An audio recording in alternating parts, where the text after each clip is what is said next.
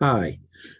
Um, I'm excited that you decided to look at this video. I've asked our church at Trinity and anybody that wants to try to read through the Bible in 2021, read the entire Bible together. And so I thought it would be helpful to have some of these little videos that will share some tips for our reading. So this is our introduction to the whole idea of reading the Bible in 2021. So I'm going to share my screen with you and show you a few just sort of things that we will be doing. First of all, we'll be covering these topics, and I don't know exactly the order. I'm going to change these up a little bit probably, but right now we're on the introduction to reading the Bible. That's what this one is, and then I'll do some videos, and these will be about 10 minutes, maybe 15 at the most. I'm going to talk about how we got our Bible. What is the Bible actually? Why does the Bible matter to my life? How does it apply to us? If you don't have a Bible or you're not sure which one to read, how do you pick a translation? And what about all these study Bibles? So I'll talk a little bit about that. And then how to read the Bible to get something from it. Just some tips and ideas that as you're reading that might help you sort of focus a little more and come away with, hey, that was really helpful to me, what I just read. And then for those of you who want to go a little deeper, we'll do some Bible study helps.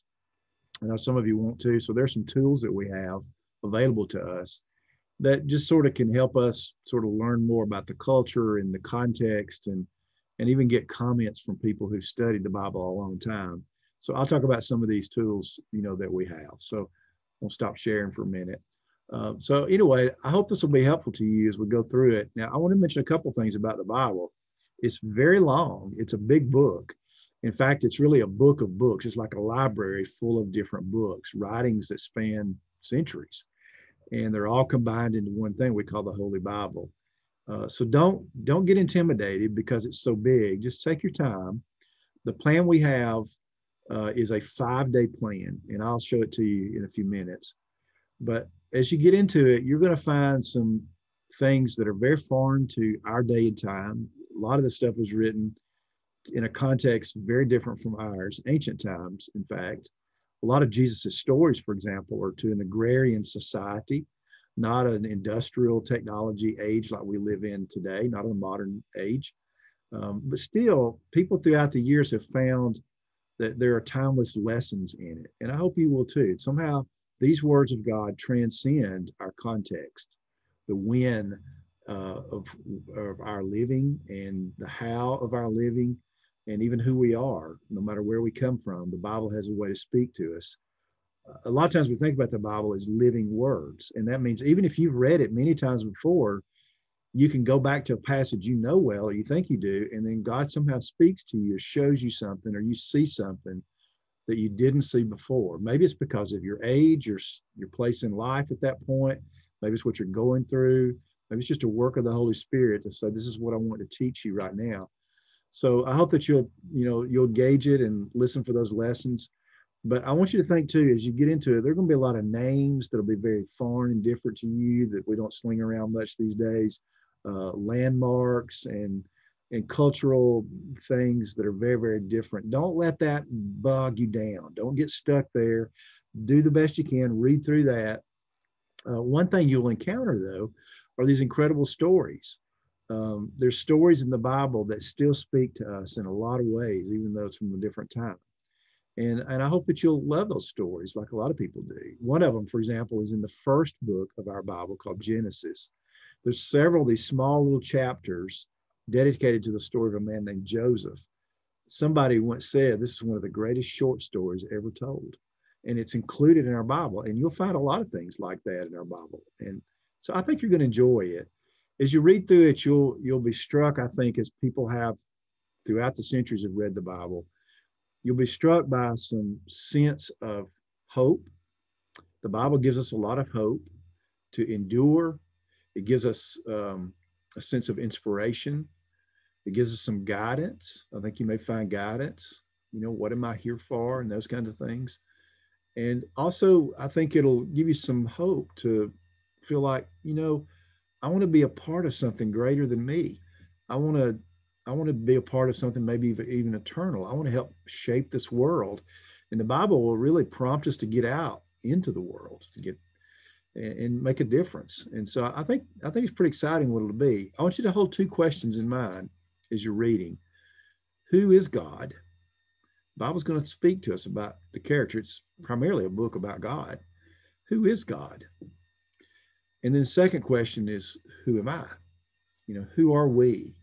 And the Bible speaks to our sense of identity.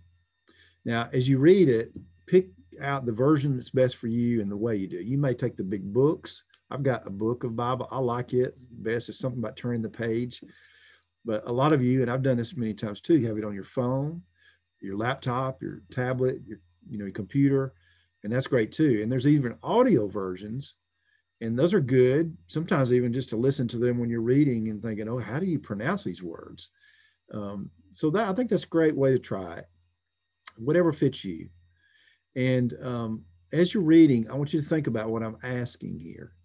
I'm not asking it. Let's think about this way. If you were going to a big Olympic-sized swimming pool and you saw those lanes and there was somebody swimming in there that had, they were just like a professional swimmer. They were really good. They were making their way down the lane and they had the cap, and the goggles and the whole bit. And you're thinking, boy, I'll never be able to do like that. Well, all I'm asking you to do is to jump in the pool right now. I'm asking you just to read, just get wet, just read the Bible. It's not about studying and getting deeper. Some of you are going to do that. That's fine. It's just about reading the Bible. I think you'll be surprised how much it will stick with you. And I'm going to be going through a few more of these videos, but let me show you something that I thought might be helpful to you. If you're trying to figure out how to do this, this is what you'll do. You'll go to our church website, trinitymadison.com, right up here at the top. Put that in your browser, and then you'll come to our website. You'll see this, and you'll scroll down to the bottom, and there's a slide called Read Through the Bible. Click here, and you'll just click. And when you click, you'll see this little plan come up. And as you do, you'll notice that what we're talking about is a 5-day-a-week plan. So 5 days during the week. Now, it starts on Sundays each week, Sunday through Saturday. And on the 5 days, you'll have readings, and I'll post those on our social media, on our Instagram page at Trinity and on our Facebook page, Monday through Friday. So it gives you 2 extra days in there. If you get a little behind, that's okay. If you come up on something and you think, I want to go back and look at that again, you've got 2 days to sort of make up that time. For me, it takes me about 20 to 25 minutes to do the readings each day.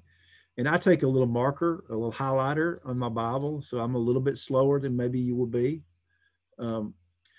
Anyway, so then here's our plan. So you'd come to this plan and you'll see that they're by weeks and they start on the Sundays. So, just like this, these are the Sundays. And then you can just, as you go along, just check off, just check it. You've done that, or mark through it, or whatever you want to do.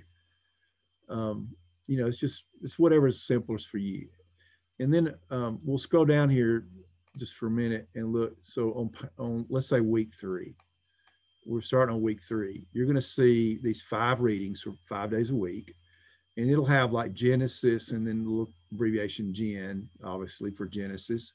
And then the 41, 42, that's chapters 41 and 42. You'll find that chapters are not like really big, long chapters of the book, but shorter ones. So on this day, you're reading Genesis chapters 41 and 42. And then you're going to the New Testament. You're reading the Gospel of Mark, chapter 16.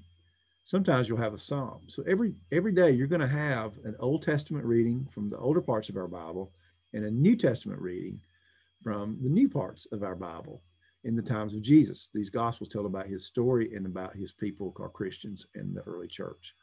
So that's sort of it. That's the basic stuff that I wanted to sort of go through with you. And I hope this is helpful to you. We'll do more of these. Let me know if you've got questions. Get started. Even if you think, oh, I'm behind, it's later in January, I didn't start the 1st of January, just start at week 1 and work your way through it. I think you'll find it valuable. God bless you, and thanks for listening and tuning in. I'll do some more videos. I'll see you soon.